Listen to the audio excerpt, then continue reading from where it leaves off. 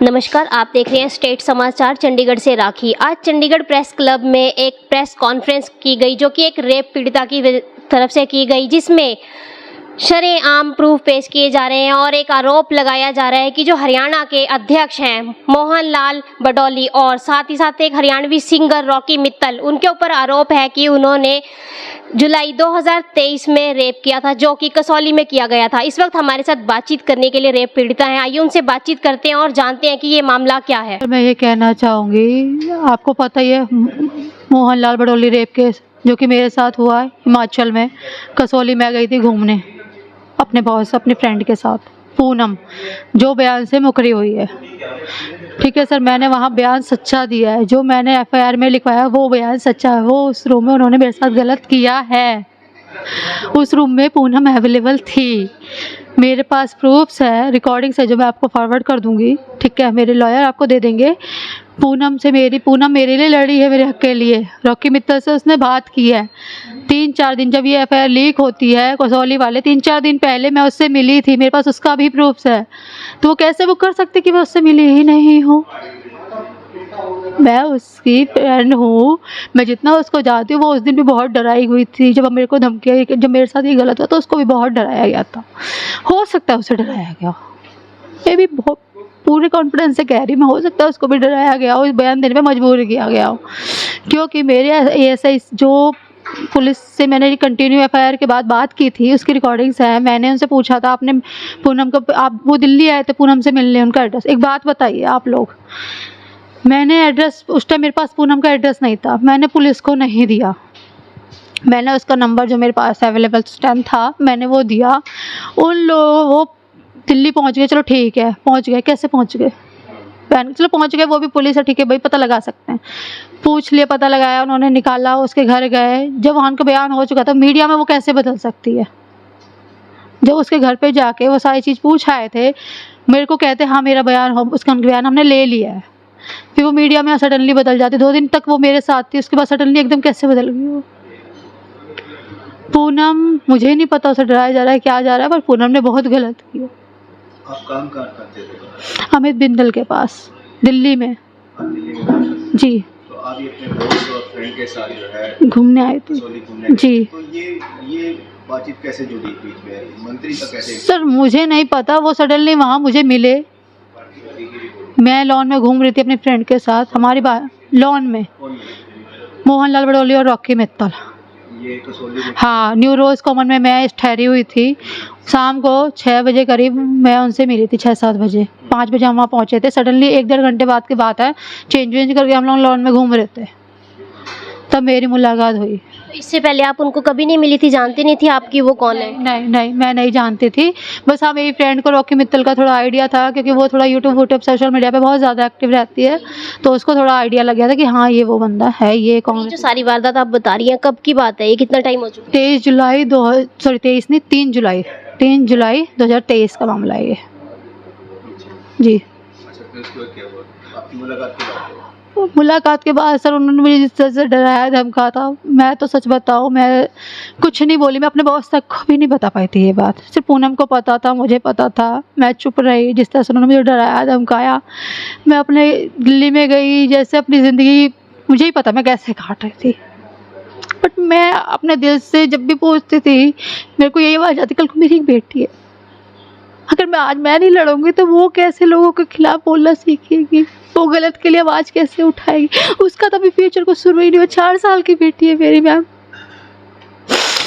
ठीक है। ये सारी वारदात हुई तो सबसे पहले आपने ये पुलिस कंप्लेंट वगैरह दी या कोर्ट में? अभी जैसे बताया जा रहा है, आपने बताया कि जो हिमाचल में कोर्ट में चल रहा था वहाँ पे कोई सुनवाई नहीं हुई है, तो ये सब क्या बातचीत रही? वहाँ पे क्यों नहीं कोई सुनवाई की गई? उन्होंने मुझे झूठे केस में फंसा दिया था, हनी ट्रैप के मामले में, जिसपे उनके पास उनके पास कोई प्रूफ नहीं है।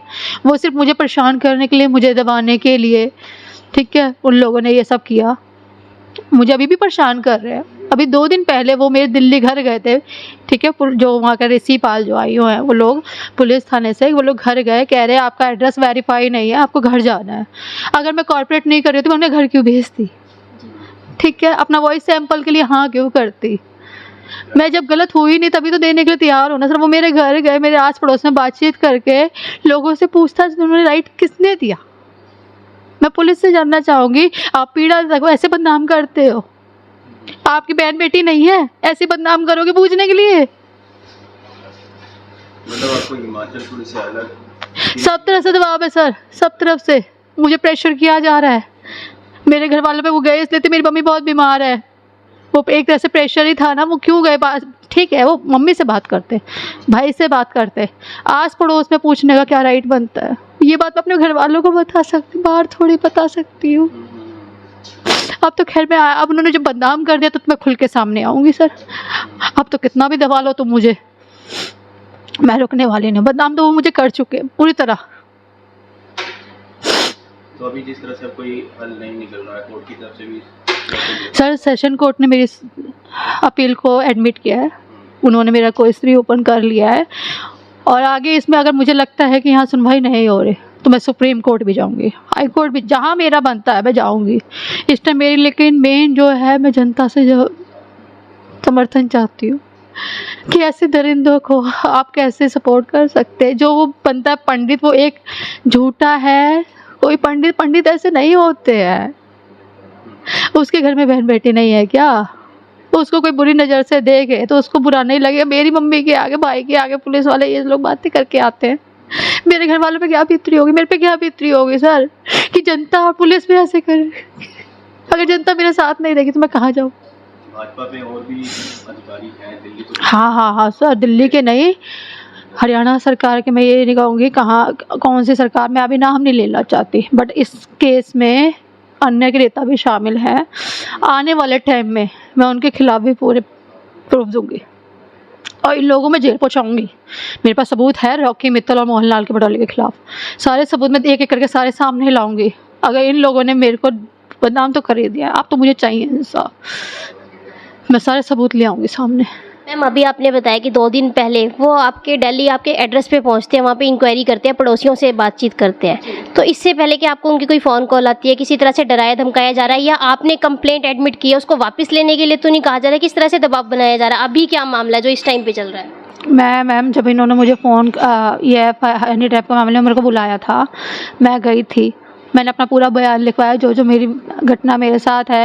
उन्होंने आईडी प्रूफ मांगे, मैंने अपना हस्बैंड, अपना वोटर आईडी, इससे ज़्यादा क्या दूंगी सर? इससे ज़्यादा मैं क्या प्रूफ्स दूंगी? मैंने अपने सारे प्रूफ्स दिए। उन्होंने कहा वॉइस सैंपल चाहिए, दोबारा से बुला के अगेन तारीख पे 4 अप्रैल को बुला के उन्होंने मेरे से कहा वॉइस सैंपल चाहिए। मैंने कहा सर ये भी ठीक है, ये भी दे दूँगी। जो क्वेश्चन वो ऑलरेडी कर चुके थे पहली तारीख में, दोबारा 4 अप्रैल को वही क्वेश्चन हुए, बदल तो नहीं जाएंगे ना आंसर मैम? ठीक है, अब वो 15 अप्रैल को फिर मुझे बुला रहे हैं, मैं फिर जाने को तैयार हूँ। कितनी बार करोगे क्वेश्चन? उछाल सकते जितने हो, जो तो उछाल लो। अब तो इस तरह से तो आपके ऊपर अटैक वगैरह करने की वारदात पूरा सर, पूरा मैं सर गुहार लगा सकती हूँ।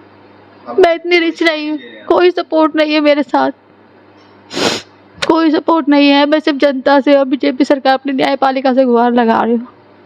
मुझे बस इंसाफ चाहिए, न्याय चाहिए। मैं चुप रह के नहीं रह सकती, मैं जिंदा नहीं रह पाऊंगी, चाहे वो मुझे मार दे, बट मैं सच के साथ रहूँगी। तो ये थी हमारे साथ रेप पीड़िता जिन्होंने इस मामले की जानकारी दी। उन्होंने बताया कि जुलाई 2023 से लेकर वो आज तक परेशान हैं, लेकिन सेशन कोर्ट में एक बार फिर से उनका केस है जो रीओपन किया गया है। उनकी सिर्फ प्रशासन से और न्यायपालिका से सिर्फ यही गुहार है कि उनको इस वक्त किसी भी चीज़ की लालच नहीं है, उन्हें सिर्फ और सिर्फ न्याय चाहिए। वो न्याय की गुहार लगा रही हैं, जिसकी वजह से उन्होंने आज प्रेस कॉन्फ्रेंस तक की।